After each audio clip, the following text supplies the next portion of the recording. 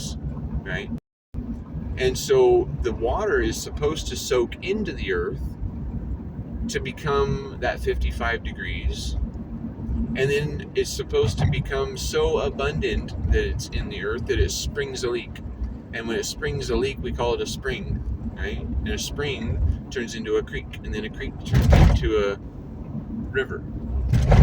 And then rivers form lakes and ponds, or you know the process here. It goes to the ocean, and then it evaporates, and it comes back onto the land as precipitation. But if, when it comes back to the land as precipitation, if it doesn't soak in where it falls, it creates erosion and flooding, because it's quickly being shed over the land, and it's picking up the heat of the surface of the land, but yet it's not hydrating the land or nourishing the soil that's being formed by it sitting there. Like compost, soil needs to sit there. That's what it's supposed to do. Soil and trees and plants, they just sit there, right? Animals, insects, humans, we're the mobile ones here on this planet, right? And so, but when things are in a backwardsville, that's where normal becomes unnatural. And when normal means sitting in an apartment, or sitting in a little box, or sitting in a worker box, or waiting to die in a coffin box, becomes the normal, we suffer. So anyway, the other thing about free will ministry is I don't guilt anybody for struggling, because like I've been guilted, I felt guilted into not being able to give 10% of my income to a church that was closed 90% of the time. It wasn't offering the services that I would like to see it offering and stuff. If I would rather be able to use a little bit of my money to actually help somebody in need than just make a bigger bank account for a church in greed, right? So I don't want you to give me anything. If you see a benefit in your community that needs the financial assistance, or your time, your time is your biggest commodity. Volunteers, that's what saves the world, is volunteers. That's what I'm looking to build, is a world based on voluntary participation.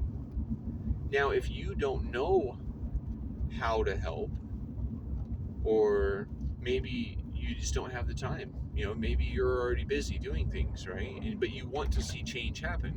That's when I ask, if you have an abundance and you would like to see it go in a way that you feel represented,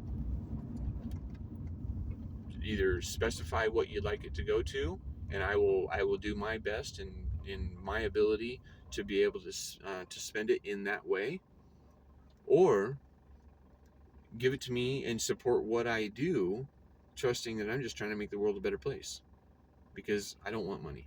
I want other people to be healthy, happy, peaceful, and abundant, and this world will just transform. Because what is the benefit of me being a rarity in being healthy, happy, peaceful, and abundant, if so many other people are struggling? So anyways, know that there are solutions for the problems we face. They're just not popular yet. It's hard for me to talk about all the ones I've discovered and become aware of on a little short video. It seems that some of my videos are I'm posting more, and so the numbers of views are going up. So that's nice to see. It's like watching a garden grow. You you've planted the seeds, and now you're tending to them, and so then you get to watch it grow. And that's what free will ministry is. It's watching things grow, right? And it's putting the seeds into the ground that we want to grow. And that's our environment can kind of represent that. It's a representation of our like a garden, everything around us is pretty fantastic, right? And what the thoughts that we hold and the actions that we put behind those thoughts, and the power of the spoken word to share these ideas, is what changes what grows around us. It's just cause and effect. I mean, if let me see, how do I put this in another way? Cause and effect.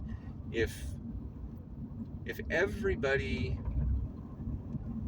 ate artichokes, there's my friend told me this recently that I didn't know it, but artichokes cause flatulence, so they call them fartichokes. So if everybody ate artichokes, and the guy selling the artichokes was like, oh my gosh, I hope all these people don't end up in the same room, right? You'd recognize how many little things create a big effort or a big effect. So anyways, I think I'm almost to where I'm supposed to be. So nice talking with you. Like, share, and subscribe. And comment. I try to pay attention to the comment section.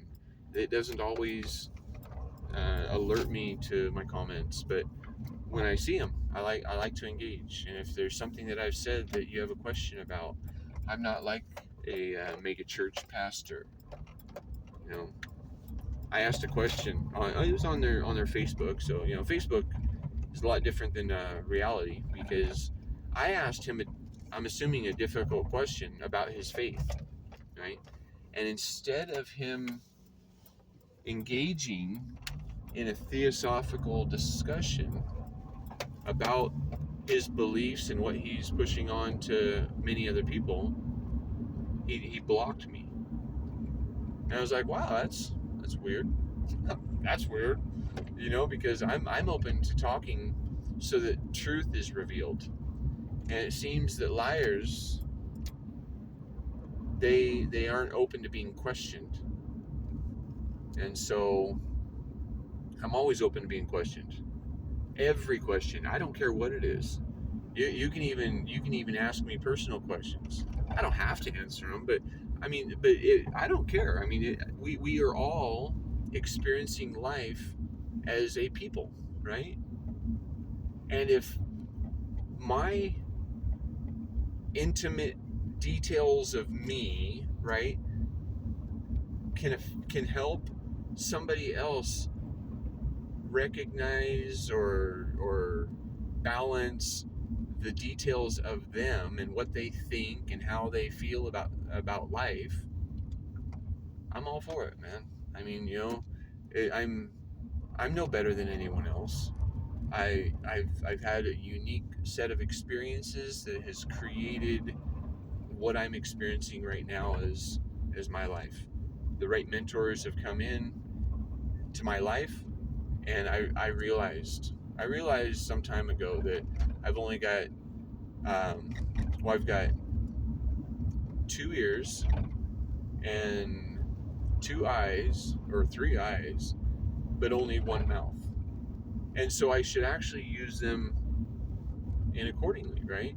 I should recognize that I should be listening twice as much as I talk, right?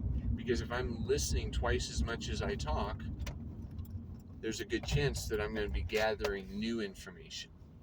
Because if I'm always talking, I'm just regurgitating what I already know, right? And what I already know is what I already know, and if it's working for me, that's great. But if there's something that isn't working for me, or if there's somebody that's displaying something that I want to see and grow in that direction, I'm going to shut up. I'm going to listen. I'm going to ask questions. And I might be more annoying than the 5-year-old with how many questions I'm willing to ask.